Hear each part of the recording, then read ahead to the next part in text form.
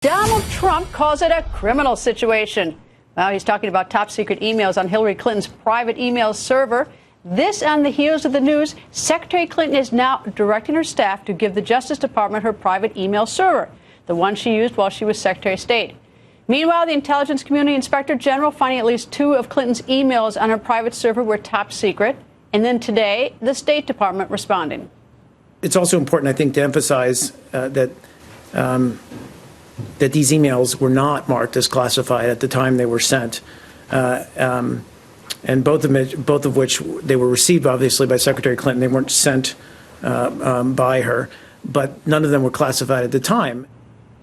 But Benghazi Select Committee Chair Trey Gowdy, he's not buying it. Every explanation that Secretary Clinton has provided about a week later was proven to be demonstrably false. This is just the latest one of those assertions that there was no classified information. I saw the clip this morning. She was very definitive. She neither sent nor received classified information. Well, that is patently false. The On the Record political panel is here. ABC News political director Rick Klein and the Washington Examiner's chief political correspondent Byron York. Byron. Well, the basic question is there classified information in her emails on that server? And does it make it, let me stop there. At the time she received them and had them, or does this? The Inspector General said it was classified now and it was classified then. So that's in contradiction to the State Department. The Clinton campaign has kind of pulled back a little bit and said she didn't know they were classified. But another thing to remember, they haven't looked at all these thousands of emails. They took a sample of them and found a couple that had top secret classification. So you have to think that if they were to look at all of them, you would find more classified material. So then you have this question of whether Hillary Clinton knew they were classified or had reason to believe. In her first news conference about this on March 10th, when she was up at the United Nations, she said she knows very well the protocols surrounding classified information. And I think you're going to see Republicans begin to argue that she should have known that this was classified stuff.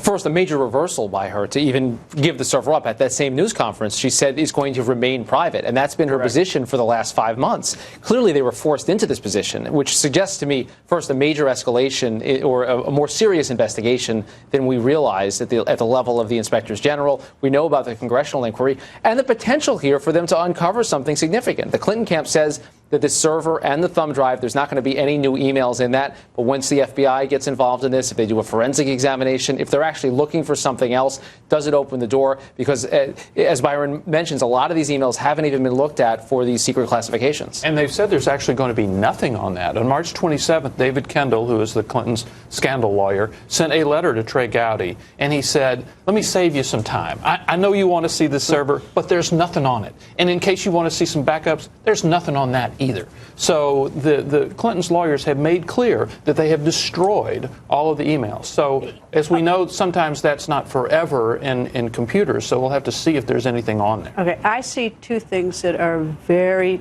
painful politically. In fact, they're arrogant. Number one, that it's taken till now for that email server. I mean, what in the world was she thinking? That this would just go away? How could you be so, blockheadish to not to know that this was going to come back? That's number one. Who's going to give up on that one? Number two, that in the beginning, remember that there were 60,000 emails on the server, and she turned over 30. She sorted through them.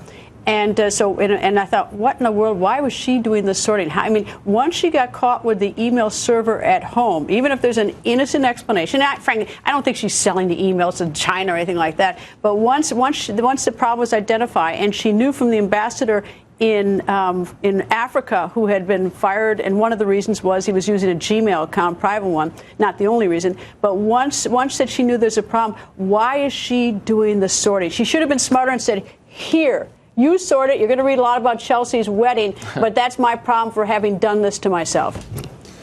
Well, the whole point of having the system was to maintain control over her personal and business communications. Remember, she had lived through the Clinton White House. There were tons and tons of subpoenas. There were prosecutors asking for everything. And I think they learned that... No, they didn't. Well, apparently they did not. Lessons, yeah. I mean, apparently they did not. Well, how else do you explain destroying everything? Isn't that lesson you think could learn? in the courtroom, when you have something within your control and it's your duty to preserve it, and you destroy it, there is a presumption that goes way, way, way not in your direction. Anyway, a quick word, Director. There's a number 3 in this, which is the fact that she set this up in the first place. This is all self-created. If she doesn't set this up, it's never an issue because the protocols are in place. That, I think, is something that hangs around for voters because they want to know what was so special about Secretary Clinton that she needed their own server. Although they say others did it, but I don't care. That's no excuse to me that others did it, like Secretary Powell.